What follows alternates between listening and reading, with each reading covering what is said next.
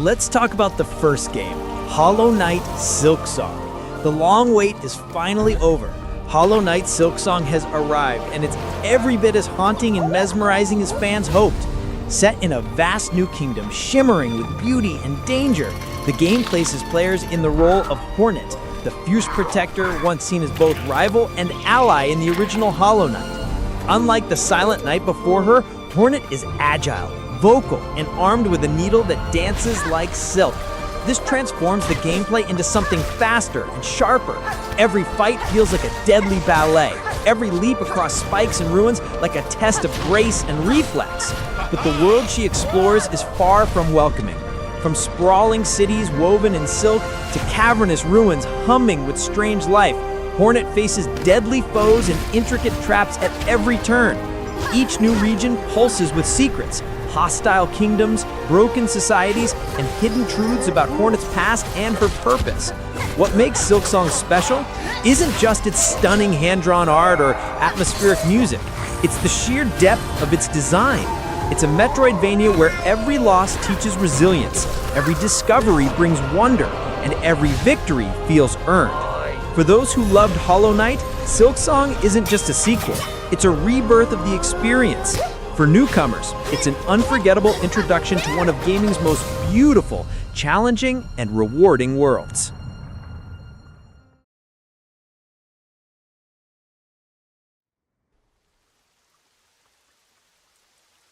Next is Elden Ring: Night Reign. From Software has returned to the Lands Between, but this time the world feels darker, stranger, and even more perilous. Elden Ring: Night Reign isn't just an expansion, it's a bold reimagining of the Elden Ring formula, sharpening the edges of its already brutal world while pulling players deeper into its lore. The story unfolds under the shadow of the Night Reign, a celestial curse that blankets the world in eternal twilight. Familiar landscapes are transformed into haunting new battlegrounds, with once safe roads now crawling with horrors born from the dark. This isn't simply new content layered on top of the original Elden Ring. It's a shift in tone, atmosphere, and challenge that makes even seasoned Tarnished feel uneasy again. Combat remains the heart of the experience, but Night Reign introduces subtle, meaningful changes. Enemies are more unpredictable, punishing sloppy play with ruthless aggression. New weapon arts and spells demand experimentation, while bosses, towering, grotesque, and terrifying, rank among FromSoft's most imaginative to date. Every duel feels like a trial by fire, every victory like a narrow escape from annihilation. Exploration is equally rewarding. The Night Reign has twisted the Lands Between, opening hidden pathways, cursed dungeons, and forgotten keeps. This restructured world keeps players curious and wary, encouraging them to tread carefully into the unknown. The sense of discovery, dread, and triumph that made Elden Ring legendary feels alive here, only sharper, colder, heavier. Elden Ring: Night Reign isn't meant for the faint of heart. It doubles down on From Software's uncompromising vision, daring players to adapt, suffer, and grow stronger. It may not be as welcoming as the base game, but for those who crave the thrill of hard-won victory, this is FromSoft at its most unapologetically brilliant.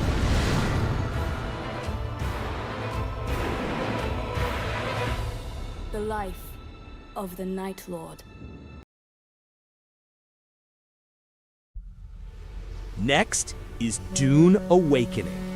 Dune Awakening drops players into the unforgiving deserts of Arrakis, and from the moment you step onto the sand, it's clear this isn't a game that holds your hand.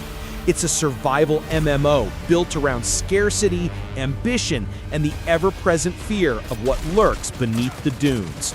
What makes Awakening compelling is how it marries survival mechanics with the political and ecological weight of the Dune universe.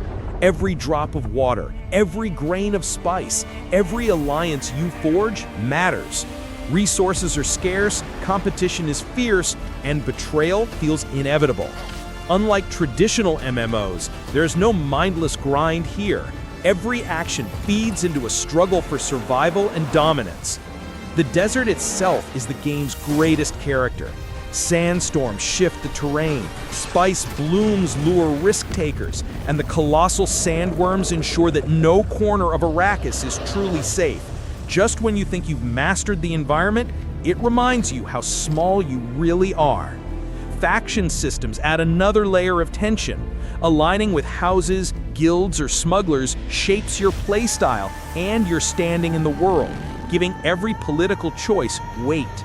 The sense of scale, from small survival skirmishes to sprawling power struggles, makes Arrakis feel alive, brutal, and endlessly dynamic. Visually, Awakening captures the stark beauty of Herbert's world. Endless dunes lit by twin suns, towering citadels, and ships cutting through skies heavy with heat and dust.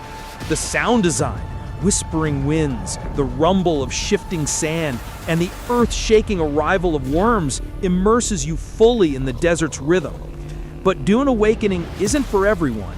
Its pacing is deliberately punishing, its politics messy, and its survival demands relentless attention. Yet for players willing to embrace its unforgiving nature, it delivers one of the most ambitious MMO experiences in years, one that feels both deeply faithful to the spirit of Dune and refreshingly bold in the MMO space.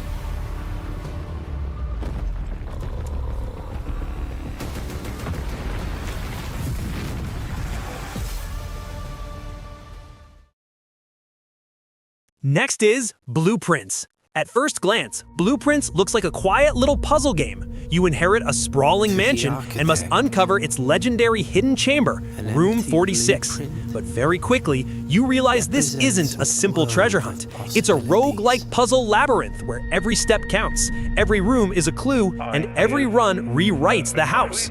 The magic of Blueprints lies in its design. Mount Holly, the shifting mansion, feels alive. Each room you uncover tells a story, whether through architecture, furniture placement, or cryptic notes left behind. Runs are limited by your steps and the random draw of room cards, which means luck can work with or against you. Sometimes you're building the perfect path to discovery.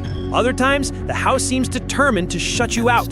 That tension is where the brilliance lies. Unlike traditional puzzle games, there's no single eureka moment. Instead, knowledge accumulates across runs. Patterns emerge, secrets reveal themselves, and the rules of the mansion slowly become legible. When you finally put the pieces together, it feels like solving not just a puzzle, but a mystery embedded into the house itself.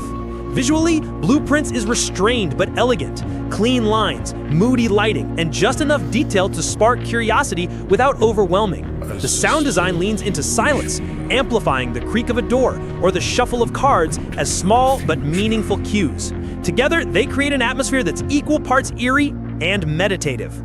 It's not a game for everyone. The randomness can frustrate, repetition can wear you down, and its pacing is deliberately slow. But for players who love puzzle solving, note-taking, and piecing together hidden logic, Blueprints is extraordinary.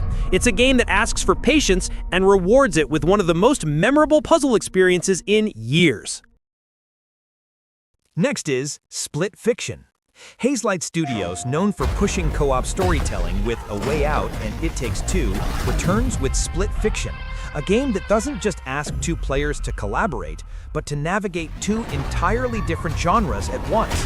It's ambitious, inventive, and at its best, feels like a love letter to the power of imagination. The premise is immediately striking. Two aspiring writers, Zoe and Mio, are pulled into their own creations, one a sweeping fantasy epic, the other a neon-soaked sci-fi adventure. What unfolds is a journey through colliding worlds where teamwork isn't optional, it's survival. Each level alternates between fantasy and sci-fi mechanics, forcing both players to adapt, share perspectives, and lean on each other's strengths. Gameplay is where Split Fiction shines brightest. The co-op puzzles and platforming challenges are designed to ensure no one sits idle. Both players have unique roles, abilities, and perspectives that must be combined to progress. One moment you're solving magical environmental puzzles, the next you're manipulating futuristic tech, sometimes even blending both in clever hybrid set pieces. The constant genre shifts keep the game feeling fresh and unpredictable. Visually, the contrast is gorgeous. Fantasy sections glow with warm palettes, enchanted forests, and ornate castles, while sci-fi arenas pulse with neon, chrome, and alien machinery. The soundtrack adapts seamlessly, swelling with orchestral grandeur before snapping into electronic urgency. It's a feast for the senses, always reminding you that you're straddling two worlds at once. But Split Fiction isn't flawless. Some levels run too long, stretching out clever mechanics past their breaking point. The story, while heartfelt, leans on familiar beats: corporate villains, creative freedom, and the predictable push and pull between Zoe's optimism and Mio's cynicism. A few difficulty spikes also risk frustrating players who just want a smoother co-op ride. Still, these are small blemishes on an otherwise vibrant canvas. Split Fiction isn't just about beating puzzles or surviving boss fights. It's about sharing a creative journey with a partner, laughing through failures, and celebrating triumphs together.